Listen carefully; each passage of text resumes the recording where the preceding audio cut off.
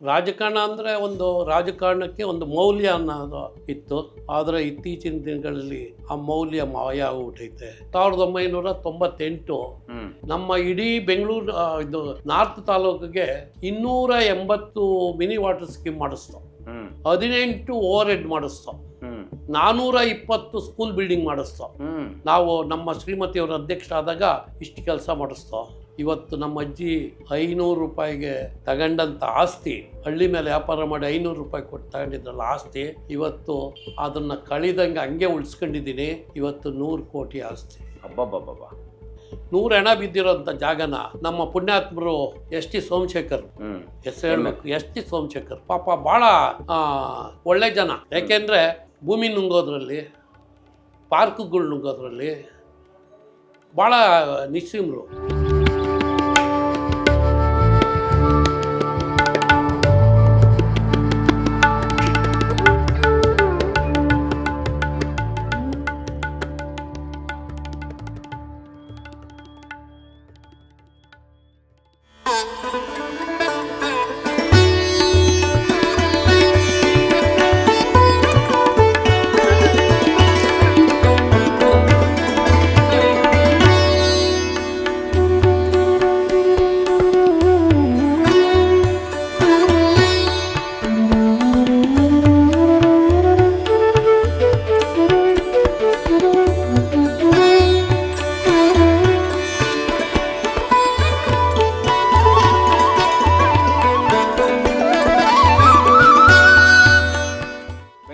ಗ್ರಾಮೀಣ ಪ್ರದೇಶದ ಕನ್ನಲ್ಲಿ ಐತಿಹಾಸಿಕವಾಗಿರುವಂಥ ಗ್ರಾಮ. ಈ ಗ್ರಾಮದಲ್ಲಿ ದೇವಾಲಯ ಸಂಸ್ಕೃತಿ ಮತ್ತು ಕೃಷಿ ಮೂಲಕ ಈ ಭಾಗದ ಜನ ತಮ್ಮದೇ ಆದ ವ್ಯಕ್ತಿತ್ವವನ್ನು ರೂಪಿಸಿಕೊಂಡವರು. ಈ ಭಾಗದ ಕನ್ನಲ್ಲಿಯ ಶಾಂತಣ್ಣ ಎಂದೇ ಪ್ರಸಿದ್ಧರಾದ ರಾಜಕೀಯ ನಾಯಕರು, ಪ್ರಾಮಾಣಿಕತೆಯ ಸಂಕೇತವಾಗಿರುವ ಕನ್ನಲ್ಲಿ ಶಾಂತಣ್ಣನವರಿಗೆ ಇವತ್ತು 78ರ ಹುಟ್ಟುಹಬ್ಬ. ಅವರ ವ್ಯಕ್ತಿತ್ವದ ಪ್ರಾಮಾಣಿಕತೆಯ ಅನೇಕ ಮಗ್ಗುಲುಗಳನ್ನು ನೀವು ಎಲ್ಲರೂ ನೋಡೋಣ. ಸರ್, ಶರಣಾರ್ಥಿ. ತಾವು ಕನ್ನಲ್ಲಿ ಅಂತ ಈ ಪುಟ್ಟ ಗ್ರಾಮವನ್ನು ಇವತ್ತು ಬೆಂಗಳೂರಿನ ಬಹಳ ದೊಡ್ಡ ಪ್ರತಿಷ್ಠಿತ ಫಲವತ್ತಾದ ಭೂಮಿಯನ್ನಾಗಿ ಮಾಡಿದಿರಿ. ಹೌದು. ನೀವು ರಾಜಕಾರಣದಲ್ಲಿ ಇದ್ರಿ. ಹೌದು. ಆ ನಿಮ್ಮ ರಾಜಕೀಯ ಅನುಭವ ಹೆಂಗಿತ್ತು? ಅವತ್ತಿನ ರಾಜಕಾರಣದ ಸ್ಥಿತಿ ಹೇಗಿತ್ತು ಸರ್? ರಾಜಕಾರಣ ಅಂದರೆ ರಾಜಕಾರಣಕ್ಕೆ ಒಂದು ಮೌಲ್ಯ ಅನ್ನೋದು ಇತ್ತು. ಆದರೆ ಇತ್ತೀಚಿನ ದಿನಗಳಲ್ಲಿ ಆ ಮೌಲ್ಯ ಮಾಯ ಆಗ್ಬಿಟ್ಟೈತೆ. ಯಾಕೆಂದರೆ ಅವತ್ತು ಜೋಬಲ್ಲಿ ಕಾಸಿಲ್ಲದೆ ರಾಜಕಾರಣ ಮಾಡ್ತಾಯಿದ್ದೋ. ಹಾಗಾಗಿ ಜನ ವ್ಯಕ್ತಿನ ಗೌರವಿಸಿರೋನು ಆ ವ್ಯಕ್ತಿ ನಾನು ಗೆದ್ದೆಲ್ಲ ಜನಗಳಿಗೆ ಒಂದು ಋಣ ತೀರಿಸ್ಬೇಕು ಅಂತ ಆ ಋಣ ತೀರ್ಸೋದಕ್ಕಾಗಿ ಒಂದೊಂದು ಊರಿಗೂ ಒಂದೊಂದು ಸಣ್ಣ ಕೆಲಸ ಮಾಡಿದ್ರೆ ಅದು ಜ್ಞಾಪಕವಾಗಿ ಉಳಿಯೋದು ಕೆಲಸ. ಇವತ್ತು ಆ ರಾಜಕಾರಣ ನೋಡೋಕ್ಕೆ ಆಗೋದಿಲ್ಲ. ನೀವು ಯಾವಾಗ ರಾಜಕಾರಣ ಪ್ರವೇಶ ಮಾಡಿದ್ರಿ? ಯಾಕೆ ಪ್ರವೇಶ ಮಾಡಿದ್ರಿ ಸರ್? ನಾನು 1978ರಲ್ಲಿ ರಾಜಕಾರಣ ಪ್ರವೇಶ ಮಾಡಿದೆ. ನನಗೇನಂದ್ರೆ ಏನೂ ಗೊತ್ತಿಲ್ಲ. ಹಾಗಾಗಿ 78ರಲ್ಲಿ ರಾಜಕೀಯ ಪ್ರವೇಶ ಮಾಡಿದೆ. ಯಾರು ಸರ್ ನಿಮ್ಗೆ ಆ ಕಾಲದಲ್ಲಿ ರಾಜಕೀಯ ದೀಕ್ಷೆ ಕೊಟ್ಟವರು? ನನಗೆ ರಾಜಕಾರಣದ ಗಂಧನೇ ಗೊತ್ತಿರಲಿಲ್ಲ. ನಮ್ಮ ಸ್ನೇಹಿತರಾದಂಥ ಒಬ್ಬ ಗುರುಮಲ್ಲಪ್ಪ ಅಂತ ಇದ್ದರು. ಅವರು ನನಗಿಂತ ಒಂದು 3-4 ವರ್ಷ ದೊಡ್ಡವರು. ಅವರು ನನಗೆ ಒಂದು ದಿವಸ ಬ್ಯಾಡ್ರಳ್ಳಿ ತಾಲೂಕು ಬೋರ್ಡ್ ಮೆಂಬರ್ ಆಗಿದ್ದರು, ಹನುಮಂತರಾಯಪ್ಪ ಅಂತ, ಹನುಮಂತರಾಯಪ್ಪ ಅಂದ್ಬಿಟ್ಟು ಅವ್ರನ್ನ ಪರಿಚಯ ಮಾಡಿದ್ರು. ಆಗ ಪ್ರೆಸೆಂಟ್ ಅವರು ತಾಲೂಕು ಬೋರ್ಡ್ ಮೆಂಬರು. ಆವತ್ತಿನಿಂದ ನಾನು ಅವ್ರ ಪರಿಚಯ ಆದಮೇಲೆ ನಾನು ಅವ್ರ ಸಂಪರ್ಕದಲ್ಲಿ ರಾಜಕಾರಣಕ್ಕೆ ಬೆರ್ತೆ. ಯಾವ ಪಕ್ಷಕ್ಕೆ ನೀವು ಸೇರಿದ್ರಿ ಸರ್? ಅವರು ಆವಾಗ ಕಾಂಗ್ರೆಸ್ಸಿಗೆ ಸೇರಿದ್ರಿ? ಇಲ್ಲ, JD ಅದು ಜನತಾ ಪಕ್ಷ. ಜನತಾ ಪಕ್ಷ ಸೆನ್ಕೆ ಉಳೋನು ಇದಿತ್ತು. ಆಮೇಲೆ ಮತ್ತೆ ನೀವು ಚುನಾವಣೆ ಸ್ಪರ್ಧೆ ಮಾಡುವಂಥ ಸಂದರ್ಭ ಯಾವಾಗ ಬಂತು ಸರ್? 1995ರಲ್ಲಿ. ಅಲ್ಲಿವರೆಗೂ ನೀವು ಕಾರ್ಯಕರ್ತನಾಗಿ ನಮ್ಮ ಹನುಮಂತರಾಯಪ್ಪನವ್ರು ಹಿಂದೆ ಮುಂದೆ ಸಣ್ಣ ಪುಣ್ಣ ಕಾರ್ಯಕ್ರಮಗಳು ಬೆಂಗಳೂರಿನಲ್ಲಿ ಏನು ಕಾರ್ಯಕ್ರಮ ನಡೀತದೆ ಆ ಕಾರ್ಯಕ್ರಮಗಳಿಗೆ 4-6 ಜನಗಳನ್ನ ಕರ್ಕೊಂಡು ಹೋಗೋದು, ಬಸ್ಸಲ್ಲಿ ಕರ್ಕೊಂಡೋಗಿವು. ಅಲ್ಲಿಂದ ನಮಗೆ ಬಸ್ ಇರಲಿಲ್ಲ ಅವಾಗ, ಬ್ಯಾಡಹಳ್ಳಿನಲ್ಲಿ ಬಸ್ ಇತ್ತು. ಬ್ಯಾಡಹಳ್ಳಿಯಿಂದ ಸುಮಾರು 5 ಕಿಲೋಮೀಟ್ರು ಅಲ್ಲಿಂದ ನಡ್ಕೊಂಡು ನಮ್ಮ ಕನ್ನಲ್ಲಿಗೆ ಬರೀವೋ. ರಸ್ತೆ ಅವಶ್ಯಕತೆ ಇಲ್ಲ, ಬಸ್ ಇರಲಿಲ್ಲ. ಅಂಥ ಕಾಲದಲ್ಲಿ ನಾವು ಬ್ಯಾಡಹಳ್ಳಿಗೆ ಹೋಗಿ ನಮ್ಮ ಸ್ನೇಹಿತರು, ನಮ್ಮ ಲೀಡ್ರು ಹನುಮಂತರಾಯಪ್ಪನವ್ರ ಜೊತೆಯಲ್ಲಿ ಸಣ್ಣ ಪುಟ್ಟ ರಾಜಕಾರಣ ಮಾಡ್ಕೊಂಡು ಅಲ್ಲಿಂದ ಬೆಳೆದೆ. 95ರಲ್ಲಿ ನಿಮಗೆ ಟಿಕೆಟ್ ಕೊಟ್ಟರು ಯಾರು ಸರ್? ಏನು ಸ್ಪರ್ಧೆ ಮಾಡಿದ್ರಿ? ದೇವೇಗೌಡರು ನಮಗೆ ತಾಲೂಕ್ ಪಂಚಾಯತಿ ಎಲೆಕ್ಷನ್ ಬಂತು. ತಾಲೂಕ್ ಪಂಚಾಯತಿ ಎಲೆಕ್ಷನ್ ಬಂದಾಗ ಎಚ್ ಹನುಮಂತರಾಯಪ್ಪನವರು ಜಿಲ್ಲಾ ಪಂಚಾಯತಿಗೆ ಕ್ಯಾಂಡಿಡೇಟ್ ಆದರು. ತಾಲೂಕು ಪಂಚಾಯತಿಗೆ ಕ್ಯಾಂಡಿಡೇಟು ಹುಡುಕಾಡಿ ನನ್ನ ಹೆಸರನ್ನ ಜ್ಞಾಪಕ ಇದು ಮಾಡಿದ್ರು. ಆವಾಗ ನಾನು ಎಲೆಕ್ಷನ್ನಲ್ಲಿ ನಿಂತ್ಕೊಳ್ಳೋ ಅಷ್ಟು ಶಕ್ತಿ ಇರಲಿಲ್ಲ ನನಗೆ. ಆದರೂ ಸಹ ನಮ್ಮ ಸ್ನೇಹಿತರು ಹೇಳೋರೆಲ್ಲ ಅಂದ್ಬಿಟ್ಟು ಆ ಎಲೆಕ್ಷನ್ನಲ್ಲಿ ಸ್ಪರ್ಧೆ ಮಾಡಿದೆ. ಸ್ಪರ್ಧೆ ಮಾಡೋದಕ್ಕೆ ನನ್ನ ಶ್ರೀಮತಿಯವರು ತಾಲೂಕ್ ಪಂಚಾಯತಿ ಪ್ರೆಸಿಡೆಂಟ್ ಆಗಿದ್ದು. ಆಗಲೇ ಆಗಿದ್ರು? ಅಲ್ಲ, ಈಗ ಅವ್ರನ್ನ ಲೇಡಿ ಕ್ಯಾಂಡಿಡೇಟ್ ಆಗಿತ್ತು. ನಮ್ಮ ಶ್ರೀಮತಿಯವ್ರನ್ನ ತಾಲೂಕ್ ಪಂಚಾಯತಿಲಿ ನಿಲ್ಲಿಸಿ ಸುಮಾರು 75% ಲೀಡ್ನಲ್ಲಿ ಗೆಲ್ಲಿಸ್ದೆ ನಮ್ಮ ಶ್ರೀಮತಿಯವ್ರನ್ನ. ಪುಷ್ಪಾವತ ಅಮ್ಮ ಅಂದ್ಬಿಟ್ಟು ಅವ್ರನ್ನ ಗೆಲ್ಲಿಸ್ದೆ. ಮುಂದೆ ನೀವು ತಾಲೂಕ್ ಪಂಚಾಯತಿ ವ್ಯವಹಾರ ನೀವೇ ನೋಡ್ಕೊಳ್ತಾ ಇದ್ರೆ ಅವ್ರು ಇರ್ತಿದ್ರ ಜೊತೆಯಲ್ಲಿ? ಅವ್ರಿಗೆ ಅಷ್ಟೊಂದು ರಾಜಕಾರಣ ಅನುಭವ ಇರಲಿಲ್ಲ. ನನಗೂ ಸುಮಾರಾಗಿ ಅಂಥ ಹೇಳ್ಕೊಳ್ಳೋಷ್ಟು ರಾಜಕಾರಣ ಇಲ್ಲ. ಅವ್ರನ್ನ ಜೊತೆಗೂಡಿ ನಾವು ಆಫೀಸ್ಗೆ ಹೋಗೋದು ಬರೋದು, ಮೀಟಿಂಗ್ಗಳಿಗೆ ಹೋದರೂ ನಾವು ಆಚೆಗಡೆ ಕುಂತ್ಕೊಂಡಿವ, ಮೀಟಿಂಗ್ ಅಟೆಂಡ್ ಮಾಡಿ ನಮ್ಮ ಶ್ರೀಮತಿಯವರು ಮೀಟಿಂಗ್ ಮುಗಿದ ತಕ್ಷಣ ಬರೋದು, ಇದು ಮಾಡ್ಕೊಂಡಿದ್ದು. ಸರ್, ಅವಾಗ ರಾಜಕಾರಣದಲ್ಲಿ ಈಗ ಈ ಭೂಮಿಗೆ ಎಷ್ಟು ಬೆಲೆ ಬಂದಿರಲಿಲ್ಲ? ಇಲ್ಲ, ಬೆಂಗಳೂರಿಗೆ ಬೆಲೆ ಬಂದಿರಲಿಲ್ಲ. ಅವತ್ತೆಲ್ಲ 250-300 ರೂಪಾಯಿ ಬೆಲೆ. 79ನಲ್ಲಿ 500 ರೂಪಾಯಿ 600 ರೂಪಾಯಿ 1 ಎಕರೆ ಬೆಲೆ. ಇದೇ ಉದಾಹರಣೆಗೆ ಹೇಳಬೇಕು ಅಂದರೆ ನಮ್ಮ ಜೋಡಿ ಗ್ರಾಮ ಸೀಗಳ್ಳಿ ಜೋಡಿದಾರರು 5 ರೂಪಾಯಿಗೆ 1 ಎಕರೆ ಮಾರಿದ್ದು ನಿರ್ದೇಶನ ಐತೆ. ಅದಾದ ಒಂದು 5-6 ವರ್ಷಕ್ಕೆ 60 ರೂಪಾಯಿ ಎಕರೆ ಮಾಡಿದಂಥ ಕಾಲನೂ ನೋಡಿದ್ದೀನಿ ನಾನು.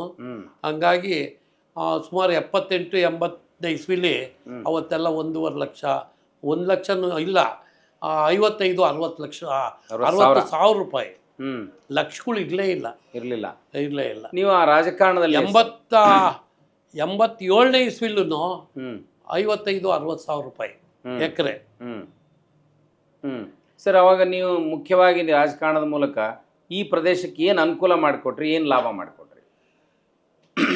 ನಮ್ಮ ಶ್ರೀಮತಿಯವ್ರನ್ನ ತಾಲೂಕ್ ಪಂಚಾಯತಿನಲ್ಲಿ 95ನೇ ಇಸ್ವಿಲಿ ಗೆಲ್ಸಿದ ಮೇಲೆ ಅದು ನಜೀರ್ ಸಾಬ್ರ ಕಾಲ, ನೀರಿನ ಸಾಬ್ರು ಅಂತಲೇ ಅದು ಹೆಸರು ಹೊಸ ಆಗಿತ್ತು. ಹಂಗಾಗಿ ನಾವು ಸಣ್ಣ ಪುಟ್ಟ ಇಲ್ಲಿ ಏನು ಇವತ್ತು ನಮ್ಮ ಸುಮಾರು ಹಳ್ಳಿಗಳಿಗೆ ನಾನು ಏರ್ವಳ್ಳಿ ಕ್ಷೇತ್ರದಿಂದ ನಮ್ಮ ಶ್ರೀಮತಿಯವ್ರನ್ನ ಗೆಲ್ಸಿದ್ದು. ಆ ಏರ್ವಳ್ಳಿ ಕ್ಷೇತ್ರಕ್ಕೆ ಸಂಬಂಧಪಟ್ಟಂಗೆ ಸುಮಾರು 20-25 ಹಳ್ಳಿ ಗ್ರಾಮ ಸೇರೋದು. ಅಲ್ಲಿ ಸಣ್ಣ ಪುಟ್ಟ ಹಳ್ಳಿ ರಸ್ತೆಗಳು, ಚರಂಡಿಗಳು, ಇದನ್ನೆಲ್ಲ ಸಣ್ಣ ಪುಟ್ಟ, ಅವಾಗ ಫಂಡು ಕಮ್ಮಿ ಇತ್ತು.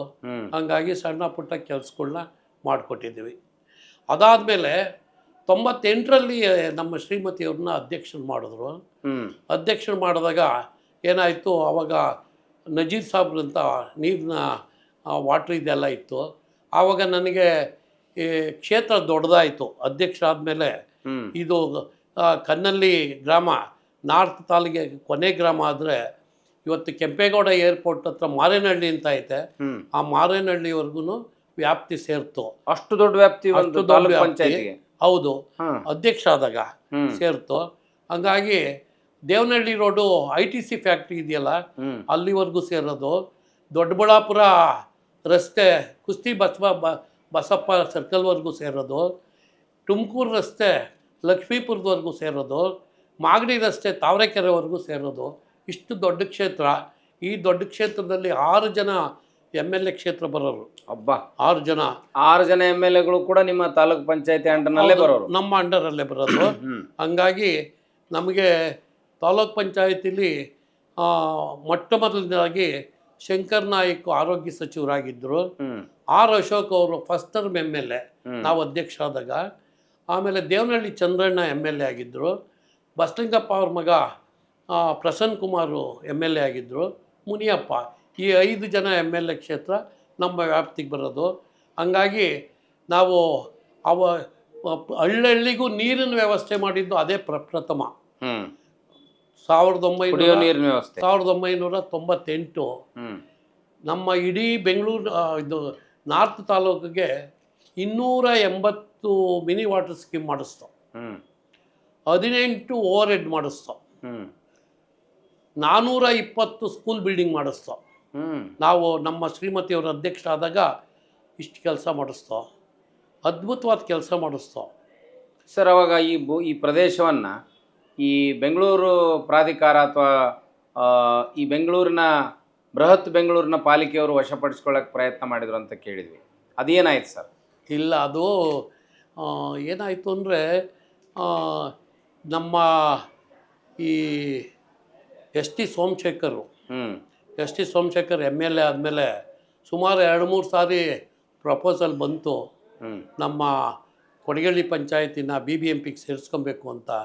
ಆದರೆ ಅವ್ರಿಗೇನಾಯಿತು ಅಂದರೆ ಒಂದು ಪಂಚಾಯತಿ ಅಂದರೆ 25-30 ಜನ ಎಲೆಕ್ಟೆಡ್ ಮೆಂಬರ್ಗಳು ಇರ್ತಾರೆ. ನಾನು ನಿಂತಾಗ ಇವರೆಲ್ಲ ಕೆಲಸ ಮಾಡ್ತಾರೆ. ಅದೇ BBMP ಆದಾಗ ಯಾರೋ ಒಬ್ಬ ಕಾರ್ಪೊರೇಟ್ರ್ ಬರ್ತಾನೆ.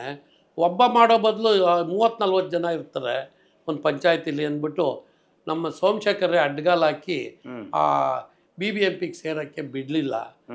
ಅದ್ರ ಜೊತೆಯಲ್ಲಿ ನಮ್ಮ ಪಂಚಾಯತಿನಲ್ಲಿ ಕೆಲವರು ಅಧ್ಯಕ್ಷರಾಗಿದ್ದರು. ಅವರು ಅದು ನಮ್ಮ ಪಂಚಾಯತಿನ ಇದು ನಾವು ಒಬ್ಬರು ಅಧ್ಯಕ್ಷರಾಗಿ ಮೆಂಬರ್ ಆಗಿ ಶಾಶ್ವತವಾಗಿ ಇರ್ಬೋದು ಅಂತ ಅವ್ರೂ ಮನಸ್ಸು ಮಾಡಲಿಲ್ಲ. ಪಂಚಾಯತಿಯಾಗೆ ಉಳ್ಕೊಂತು. ಇವತ್ತಿಗೂ ಪಂಚಾಯತಿಯಾಗೆ ಉಳ್ಕೊಂಡೈತೆ ಸರ್. ಮತ್ತು ಇದು ಬೆಂಗಳೂರು ಪ್ರದೇಶ ಅಂತ ಹೆಂಗೆ ಕರೀತಾರೆ? ಉತ್ತರ ತಾಲೂಕಿನಲ್ಲಿ ಇದೆ, ಪಂಚಾಯತ್ ವ್ಯಾಪ್ತಿಯಲ್ಲಿದೆ. ನೀವು ಆಗ ಕೋಟಿಗಟ್ಟಲೆ ಈ ಪ್ರದೇಶವನ್ನು ಉಳಿಸ್ಲಿಕ್ಕೆ ಅಥವಾ ಈ ಬೆಲೆ ಬಾಳುವ ಭೂಮಿಯನ್ನು ರಕ್ಷಣೆ ಮಾಡಲಿಕ್ಕೆ ಏನೇನು ಕೆಲಸಗಳನ್ನು ಮಾಡಿದ್ರಿ ಸರ್? ನಮ್ಮದು ಇವಾಗ ನಮ್ಮ ಗ್ರಾಮ ಸೇರಿದಂಗೆ ಒಟ್ಟು 12 ಗ್ರಾಮಗಳನ್ನ BDA ಕೆಂಪೇಗೌಡ ಬಡಾವಣೆ ಮಾಡಬೇಕು ಅಂತ ಡಿನೋಟಿಫಿಕೇಷನ್ನು ಮಾಡಿದ್ರು 2008ರಲ್ಲಿ. ಆವಾಗ ನಾವು ಭಾಳಷ್ಟು ಹೋರಾಟ ಮಾಡ್ದೋ. ನಾವು ಜಮೀನು ಬಿಟ್ಕೊಡೋದಿಲ್ಲ, ರೈತರಾಗೆ ಉಳಿಬೇಕು, ರೈತರುಗಳು ಎಲ್ಲ ತೋಟ ತುಡಿಕೆ ಭಾಳಷ್ಟು ಫಲವತ್ತಾದ ಜಮೀನುಗಳೈತೆ, ಆದ್ದರಿಂದ ನಾವು ಬಿಡೋದಿಲ್ಲ ಅಂತ ಸುಮಾರು ವರ್ಷಗಟ್ಟಲೆ ಹೋರಾಟ ಮಾಡ್ದೋ. ಆದರೆ ಸರ್ಕಾರದ ಮುಂದೆ ನಮ್ಮ ಹೋರಾಟ ಸಫಲ ಆಗಲಿಲ್ಲ. ಹಂಗಾಗಿ ರೈತರಿಗೆ ಭೂಮಿಗೆ ಬೆಲೆ ಬಂತಲ್ಲ ಬಿಡಿ ಸರ್, ಅವರು ಶ್ರೀಮಂತರ. ಭೂಮಿಗೆ ಬೆಲೆ ಬಂತು ಅಂದರೆ ನಾವು ಮೀಟಿಂಗ್ ಹೋದೋ BBMP ಇದರಲ್ಲಿ BDAನಲ್ಲಿ ಮೀಟಿಂಗ್ ಕರೆದ್ರು. ಮೀಟಿಂಗ್ ಹೋದಾಗ ಅವತ್ತೆಲ್ಲ 15 ಲಕ್ಷ ರೂಪಾಯಿ ಒಂದು ಎಕರೆ ಅಕ್ವೈರ್ ಮಾಡಬೇಕು ಅಂತ ಪ್ಲ್ಯಾನ್ ಮಾಡಿದ್ರು. ನಾವು ಬಿಡಲಿಲ್ಲ. ಕೊನೆಗೆ 2-3 ಮೀಟಿಂಗ್ ಮಾಡಿ ನಾವು ಆ ಮೀಟಿಂಗಲ್ಲಿ ಪಟ್ಟಿಡ್ಕೊಂಡು ಕುಂತ್ಕೊಂಡು ಎಲ್ಲ ರೈತರು ಒಂದಾಗಿ 80 ಲಕ್ಷ ರೂಪಾಯಿ ಒಂದು ಎಕರೆಗೆ ಅಂತ ಅನೌನ್ಸ್ ಮಾಡಿಸ್ತೋ. 15ರಿಂದ 80 ಮಾಡಿಸಿದ್ರಿ? 80 ಮಾಡಿಸ್ತೋ. 80 ಮಾಡಿದ ತಕ್ಷಣ 80 ಅಂತ ಅನೌನ್ಸ್ ಮಾಡಿದ ತಕ್ಷಣ BDAನಲ್ಲಿ ಭರತ್ ಲಾಲ್ ಮೀನಾ ಅಂತ ಇದ್ದರು ಕಮಿಷನರು. ಮಾಡಿದ ತಕ್ಷಣ ರೈತರು ಏನು ಮಾಡಿಬಿಟ್ರು, ಎಲ್ಲ 10 ನಿಮಿಷ ಬಿಡ್ದಂಗೆ ಚಪ್ಪಾಟೆ ಹೊಡೆದ್ಬಿಟ್ರು. 80 ಲಕ್ಷ ಅಂದ್ಬಿಟ್ಟಿದ್ದೆಲ್ಲ ಇದು ಮಾಡಿಬಿಟ್ರು. ಆದರೆ ಆ 80 ಲಕ್ಷ ಯಾರು ತಗೊಂಡ್ರು ರೈತರು 90% ರೈತರು ದುಡ್ಡು ತಗೊಂಬಿಟ್ರು. ಇನ್ನು 10ರಿಂದ 15% ಜನ ದುಡ್ಡು ತಗೊಂಡಿಲ್ಲ. ನಮಗೆ ಸೈಟ್ ಹಾಕ್ಕೊಡಿ ಅಂದರು. ಇವತ್ತು ಸೈಟ್ ಮಾಡಿಕೊಂಡಿರೋರು ಒಂದು ಸೈಟ್ ಬಂದು 80 ಲಕ್ಷಕ್ಕೆ ಹೋಯ್ತದೆ. ಆವತ್ತು ಒಂದು ಎಕರೆ 80 ಲಕ್ಷಕ್ಕೆ ಕೊಟ್ಟರು. ಇವತ್ತು ಒಂದು ಸೈಟ್ 80 ಲಕ್ಷಕ್ಕೂ ಸಿಗಲ್ಲ. ಒಂದು ಅಡಿ ಬಂದು ಇವತ್ತು 330 ಅಡಿ ರಸ್ತೆ ಮಾಡ್ತಾವ್ರೆ. ಅಡಿ ಪಕ್ಕದ್ದು ಆ ರಸ್ತೆ ಪಕ್ಕದ್ದು 11,000 ರೂಪಾಯಿ ಒಂದಡಿ. 11,000 ರೂಪಾಯಿ.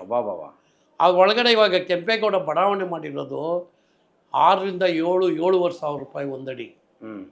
ಹಂಗಾಗಿ ಭೂಮಿ ಭಾಳಷ್ಟು ಬೆಲೆ ಬಂತು. ಈ ಕೆಂಪೇಗೌಡ ಬಡಾವಣೆ ಆಗಿದ್ದು ಒಂದು ಥರ ಆದರೆ, ಒಂದು ರೀತಿ ಜಮೀನು ಇವತ್ತು 10 ಕೋಟಿಗೂ 1 ಎಕರೆ ಸಿಕ್ಕಲ್ಲ. ಇನ್ನೊಂದು ನೋವಿನ ವಿಚಾರ ಹೇಳ್ತೀನಿ. ಏಕೆಂದರೆ ಕೆಂಪೇಗೌಡ ಬಡಾವಣೆ ಮಾಡಬೇಕಾದ್ರೆ 12 ಹಳ್ಳಿ ಗ್ರಾಮದ್ದು 4200 ಎಕರೆ ಜಮೀನನ್ನ ಅಕ್ವೈರ್ ಮಾಡಿದ್ರು.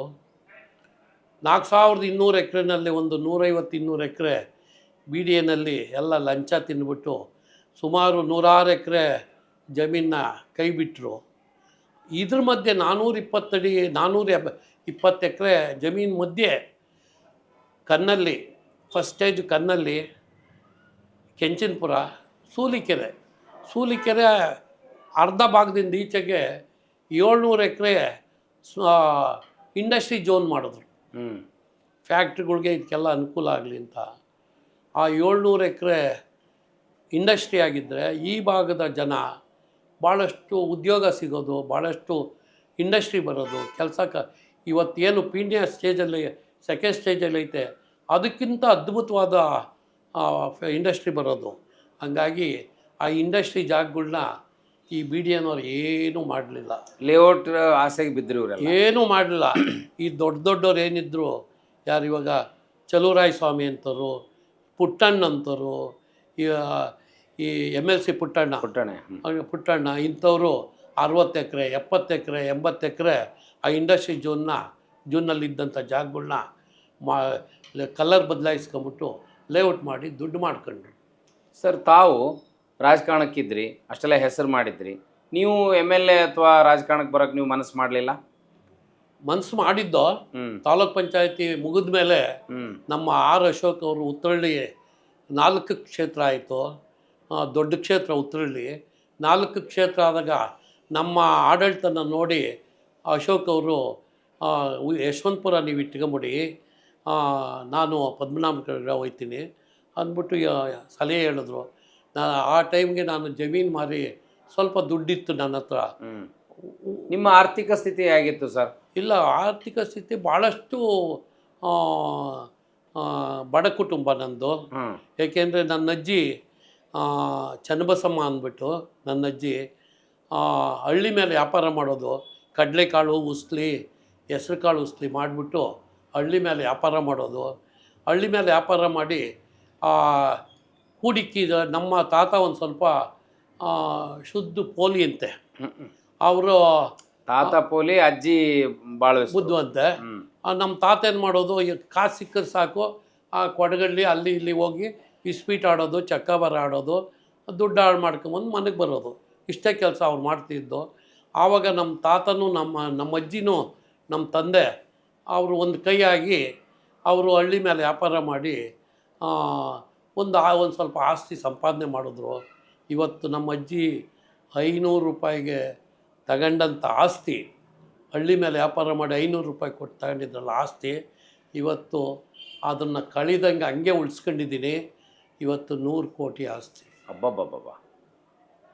ಅಜ್ಜಿ ಕೃಪೆ, ಅಜ್ಜಿ ಕೃಪೆ, ಅಪ್ಪನ ಕೃಪೆ. ಹೌದು ಸರ್. ನೀವು ಆಮೇಲೆ ಟಿಕೆಟ್ ಕೇಳಿದ್ರಲ್ಲ, RSO ಕೇಳಿದ್ಮೇಲೆ ಏನು ನಡೀತು? ಯಾಕೆ ನಿಮಗೆ ಟಿಕೆಟ್ ಸಿಗಲಿಲ್ಲ? ನಾನು ಜಮೀನು ದುಡ್ಡು ಮಾರಿದ್ದು ಒಂದು ಸ್ವಲ್ಪ ದುಡ್ಡಿತ್ತು, ನಾನು ಆಗಲಿ ಅಂತ ಒಪ್ಕೊಂಡೆ. ಆದರೆ ಯಡಿಯೂರಪ್ಪನವ್ರಿಗೆ ನನ್ನ ವಿಷಯ ಗೊತ್ತಿಲ್ಲ. 2008ರಲ್ಲಿ ಶೋಭಾ ಕರಂದ್ಲಿಗೆ ಟಿಕೆಟ್ ಕೊಟ್ಬಿಟ್ರು. ಟಿ ವಿನಲ್ಲಿ ಎಲ್ಲ ಶೋಭಾ ಕರಂದ್ಲೆ ಯಶವಂತಪುರ ಅಭ್ಯರ್ಥಿ ಅಂತ ಬರ್ತಾಯಿತ್ತು. ಅಷ್ಟೊತ್ತಿಗೆ ನಮ್ಮ ಸ್ನೇಹಿತರುಗಳು ಎಲ್ಲ ಸೇರಿ ಯಡಿಯೂರಪ್ಪನವ್ರ ಮನೆಗೆ ಹೋದೋ ಡಾಲರ್ಸ್ ಕಾಲೋನಿಗೆ. ಏನು ಸರ್ ಇದು, ಅಶೋಕ್ ಅವ್ರು ಮಾತು ಕೊಟ್ಟಿದ್ದರು ನಮಗೆ ಯಶವಂತಪುರ ನೀವು ನಿಂತ್ಕೊಳ್ಳಿ ಅಂತ. ನಾನು ತಾಲೂಕ್ ಪಂಚಾಯತಿ ನಮ್ಮ ಶ್ರೀಮತಿಯವ್ರನ್ನ ನಿಲ್ಸ್ಕೊಂಡು ನನ್ನ ಅಭಿವೃದ್ಧಿ ಕೆಲಸನೆಲ್ಲ ಯಡಿಯೂರಪ್ಪನವ್ರಿಗೆ ಹೇಳಿದೆ. ಆಮೇಲೆ ಯಶವಂತಪುರದಲ್ಲಿ ಜಾಗ ಉಳಿಸಿದ್ದು ಹೇಳಿದೆ.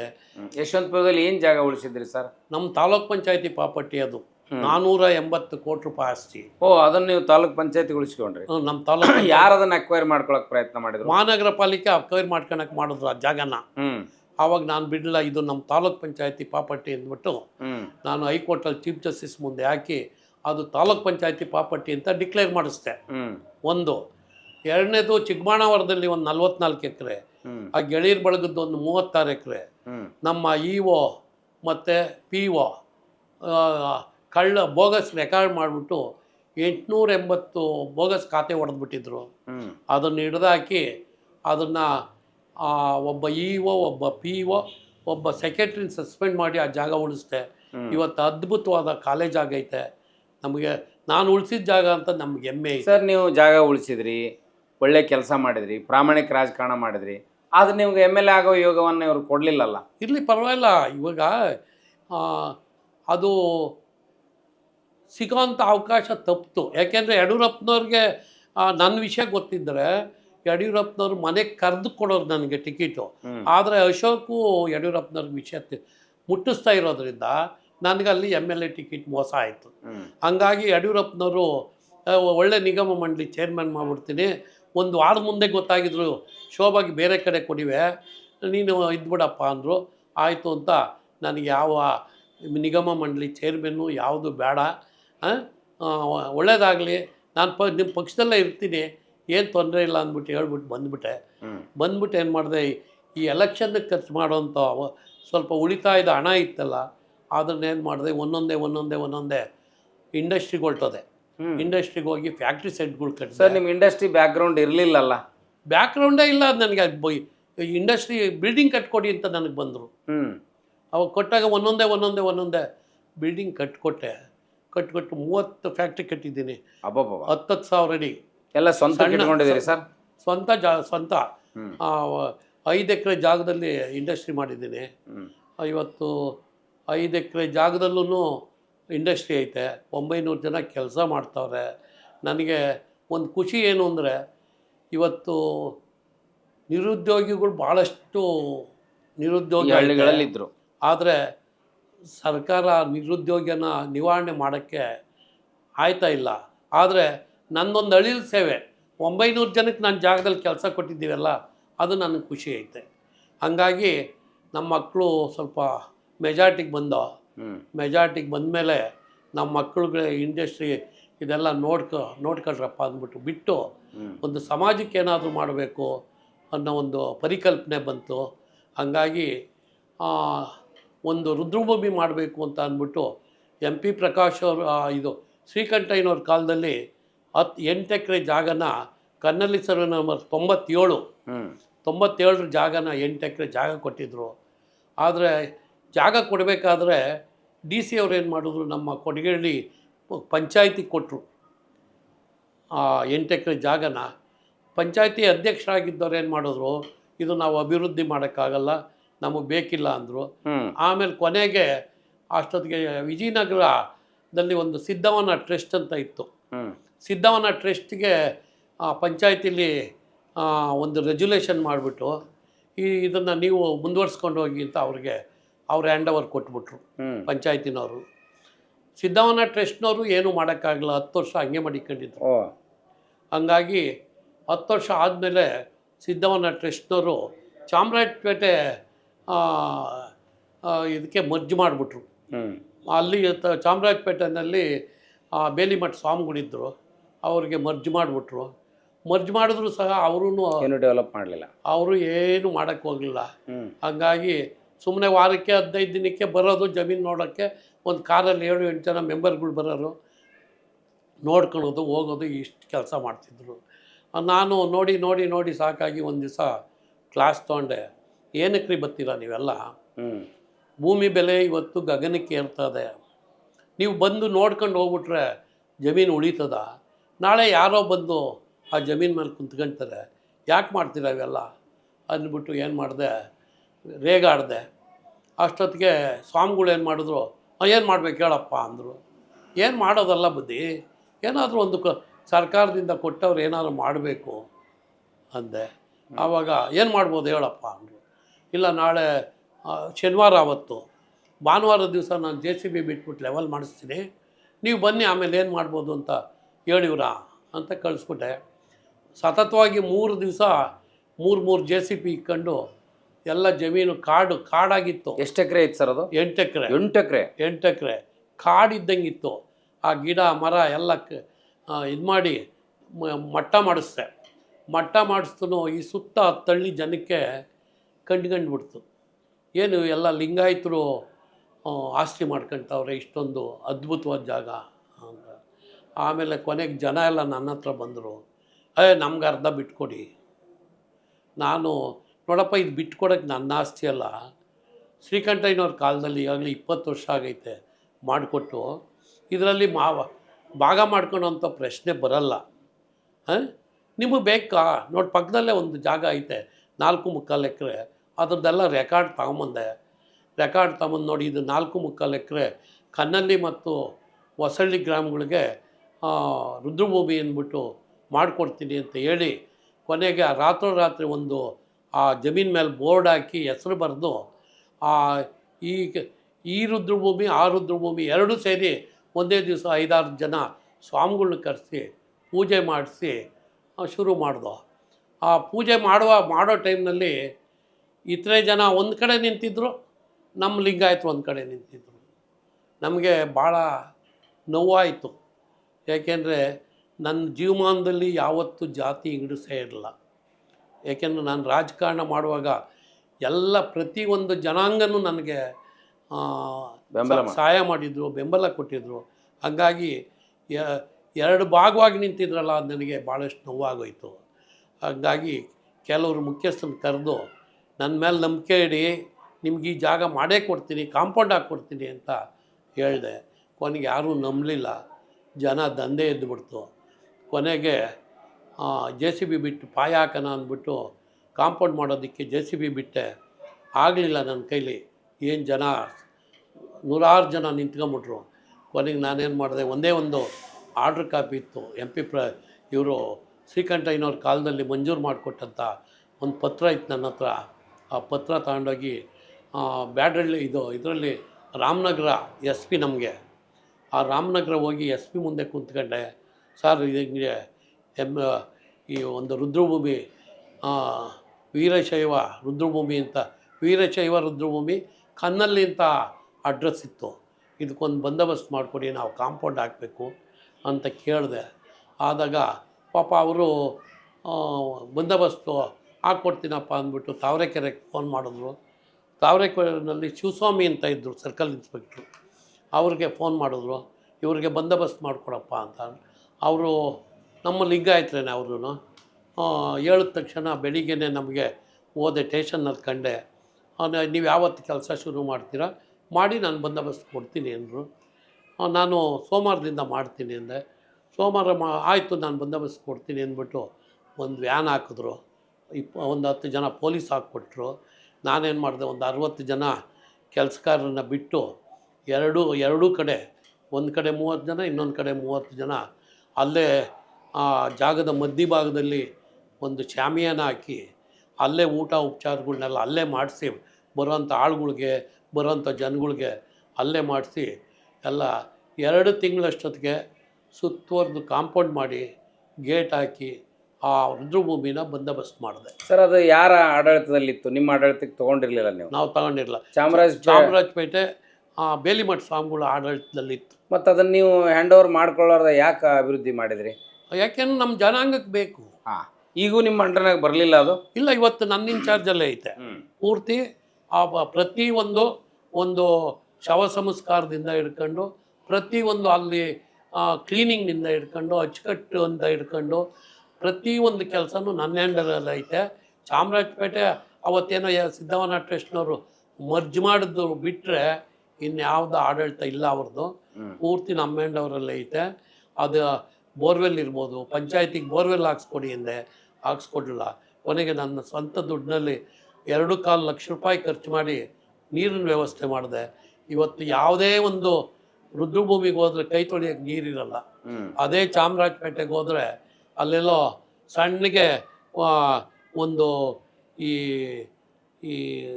ಒಂದು ಸಣ್ಣಗೆ ನೀರು ಬರ್ತದೆ, ಕೈ ತೊಳೆಯೋಕ್ಕೂ ಇಲ್ಲ, ಮುಖ ತೊಳೆಯೋಕ್ಕೂ ಇಲ್ಲ. ಇಲ್ಲಿ ನನ್ನ ರುದ್ರಭೂಮಿಲಿ 10 ಕಡೆ ನೀರಿನ ವ್ಯವಸ್ಥೆ ಮಾಡಿದ್ದೀನಿ. 10 ಕಡೆ ಎಲ್ಲಿ ಬೇಕಾದ್ರೂ ಮುಖ ತೊಳಿಬೋದು, ಕೈಕಾಲು ತೊಳ್ಕೊಬೋದು, ಎಲ್ಲ ಪ್ರತಿಯೊಂದು ಮಾಡ್ಬೋದು. ಆಮೇಲೆ ನಾವು ರುದ್ರಭೂಮಿ ಒಂದು ಅಚ್ಚುಕಟ್ಟಾಗಿ ಇಡಬೇಕು ಅಂದ್ಬಿಟ್ಟು ಇವತ್ತು ಮೇಯ್ನ್ ರೋಡ್ಗಳಲ್ಲೆಲ್ಲ ಗಿಡ ಮರಗಳನ್ನೆಲ್ಲ ಕತ್ತರಿಸಾಕ್ಬಿಟ್ರು. ಅದನ್ನೆಲ್ಲ ನನ್ನ ಗಮನದಲ್ಲಿ ಇಟ್ಕೊಂಡು 2,000 ಗಿಡಗಳನ್ನ ಉಣಿಸಿದ್ದೀನಿ ರುದ್ರಭೂಮಿಲಿ. ಎಲ್ಲ ಹಣ್ಣು ಹಂಪಲು ಬಿಡೋವಂಥ ಗಿಡಗಳನ್ನ ಉಣಿಸಿದ್ದೀನಿ. ಇವತ್ತು ನಂದನವನ ಇದ್ದಂಗೆ ಐತೆ ನನ್ನ ರುದ್ರಭೂಮಿ. ಅದು ರುದ್ರಭೂಮಿ ಎಲ್ಲ ದೇವ್ರ ಮನೆ. ನಾವು ಮನೆ ಕಟ್ಟಿ ದೇವ್ರ ಮನೆಯಲ್ಲಿ ಎಷ್ಟು ಕ್ಲೀನಾಗಿ ಮಾಡಿ ಕಟ್ತೀವೋ ಅಷ್ಟು ವ್ಯವಸ್ಥಿತವಾಗಿ ನನ್ನ ರುದ್ರಭೂಮಿ. ಸರ್, ನೀವು ಎಲ್ಲ ಬಿಟ್ಟು ರುದ್ರಭೂಮಿನೇ ಯಾಕೆ ಮಾಡ್ಬೇಕಂತ ಅನಿಸ್ತು? ಇವತ್ತು ಸಮಾಜದಲ್ಲಿ ನಾವು ಇವಾಗ ಮನುಷ್ಯರಾಗಿ ಹುಟ್ಟುಬಿಟ್ಟಿದ್ದೀವಿ. ಒಮ್ಮೆ ಸಾಯ್ತೀವಿ, ಒಂದಲ್ಲ ಒಂದು ದಿವಸ ನಮಗೆ ಸಾವು ಖಚಿತ. ಹಂಗಾಗಿ ನನಗೇನು ಒಂದು ಆವೇಶ ಬಂತು ಅಂದರೆ, ಮೊದಲು ಸಿದ್ಧವನ ಟ್ರಸ್ಟ್ನವ್ರು ಬರೋರು ನೋಡ್ಕೊಳೋರು ಹೋಗೋರು, ಚಾಮರಾಜಪೇಟೆಯವ್ರು ಬರೋರು ನೋಡ್ಕೊಳೋರು. ನಾನೊಂದು ಸ್ವಲ್ಪ ಜಾಸ್ತಿ ಗಲಾಟೆ ಮಾಡಿದ್ಮೇಲೆ ಚಾಮರಾಜಪೇಟೆಯವ್ರು ಏನು ಮಾಡಿದ್ರು, ಒಂದು ಗುಂಪು ಬಂದರು ನಾವು ಮಾಡ್ತೀವಿ ಅಂತ. ಬಂದಾಗ ಏನಾಗೋಯ್ತು, ಇಲ್ಲಿ ಸುತ್ತ ಗಲಾಟೆಗಳು ಆಯ್ತಾ ಇತ್ತಲ್ಲ, ಆ ಚಾಮರಾಜಪೇಟೆಯವ್ರಿಗೆಲ್ಲ ಹೊಡೆದು ಮೊಬೈಲ್ಗಳು ಕಿತ್ಕೊಂಡು ಅಟ್ಬಿಟ್ರು. ಆವಾಗ ನನಗೇನಾಯಿತು, ಬರ್ರ ಅದು ಹೆಂಗೆ ಬರ್ತೀರ ಬರ್ರಿ, ಕಾನೂನು ಪ್ರಕಾರ ನಾವು ಹೆಜ್ಜೆ ಇಟ್ಟಿರೋದು. ನಮಗೆ ಪುಣ್ಯಾತ್ಮರು ಶ್ರೀಕಂಠಯ್ಯನವ್ರ ಕಾಲದಲ್ಲಿ ಮಾಡಿಕೊಟ್ಟಿರೋದು. ನಿಮಗೆ ಬೇಕಾ ಮಾಡಿಕೊಡ್ತೀನಿ, ಈ ತರಲೆ ಮಾಡೋದು ನಾನು ತರಲೆಗೆ ಎದುರೋದಲ್ಲ ಅಂದ್ಬಿಟ್ಟು ಬಿಗಿಯಾಗಿ ನಿಂತ್ಕೊಂಡು ಆ ರುದ್ರಭೂಮಿನ ಅಭಿವೃದ್ಧಿ ಮಾಡಿದೆ. ಸರ್, ಆ ಪಕ್ಕದಲ್ಲಿ ಪಾಪ ಬೇರೆ ಜಾತಿಯವ್ರು ಕೇಳಿದ್ರಲ್ಲ, ಅವ್ರಿಗೆ ಕೊಡಿಸಿದ್ರಾ? ಬೇರೆ ಜಾಗದಲ್ಲಿ 4.25 ಎಕರೆ ಬೇರೆ ಜಾಗ ಯಾರನ್ನೂ ಮುಟ್ಟಕ್ಕೆ ಬಿಡಲಿಲ್ಲ. ಅದು ಹಂಗೆ ಜಾಗ ಇತ್ತು. ಕಾಂಪೌಂಡ್ ಹಾಕೋಕ್ಕೆ ನಮ್ಮ ಹತ್ರ ವಿಶ್ವಾಸವಾಗಿದ್ದಿರ್ತಾನೆ ಕಾಂಪೌಂಡ್ ನಾನು ಹಾಕ್ಕೊಡೋದು. ಇವತ್ತು 100 ಹೆಣ ಬಿದ್ದೈತೆ, 100 ಹೆಣ ಬಿದ್ದೈತೆ ಆ ಭೂಮಿಲಿ. 100 ಹೆಣ ಬಿದ್ದಿರೋಂಥ ಜಾಗನ ನಮ್ಮ ಪುಣ್ಯಾತ್ಮರು ಎಸ್ ಟಿ ಸೋಮಶೇಖರ್, ಹೆಸರು ಹೇಳಬೇಕು, ಎಸ್ ಟಿ ಸೋಮಶೇಖರ್ ಪಾಪ ಭಾಳ ಒಳ್ಳೆ ಜನ. ಯಾಕೆಂದರೆ ಭೂಮಿ ನುಂಗೋದ್ರಲ್ಲಿ, ಪಾರ್ಕ್ಗಳು ನುಂಗೋದ್ರಲ್ಲಿ ಭಾಳ ನಿಸ್ಸೀಮರು. ಮೈಸೂರಿಗೆ ಹೋದ್ರು, ಅಲ್ಲೂ ಕೋಟ್ಯಾನ್ಗಟ್ಟಲೆ ಮಾಡ್ಕೊಂಬಂದರು. ಎಷ್ಟು ವರ್ಷ ಬದುಕ್ತಾರೆ ಅನ್ನೋದು ಲೆಕ್ಕ ಹಾಕಲ್ಲ ಅವರು. ಬದುಕೋದು 100 ವರ್ಷ ಆದರೆ ಯಾರೋ ಪುಣ್ಯಾತ್ಮರು ನಮ್ಮ ಸಿದ್ಧಗಂಗೆ ಸ್ವಾಮಿಗಳು 111 ವರ್ಷ ಇದ್ದರು. ಇವರೆಲ್ಲ 70-80 ವರ್ಷ ಹೊರಟೋಯ್ತಾರೆ. ಹಂಗಾಗಿ ನಮ್ಮ 19 ಎಕರೆ ಗೋಮಾಳಿತ್ತು ನಮ್ಮ ಕನ್ನಳ್ಳಿ ಗ್ರಾಮದ್ದು. ಒಬ್ಬರನ್ನು 1 ಎಕರೆ ಮುಟ್ಟಕ್ಕೆ ಬಿಟ್ಟಿರಲಿಲ್ಲ.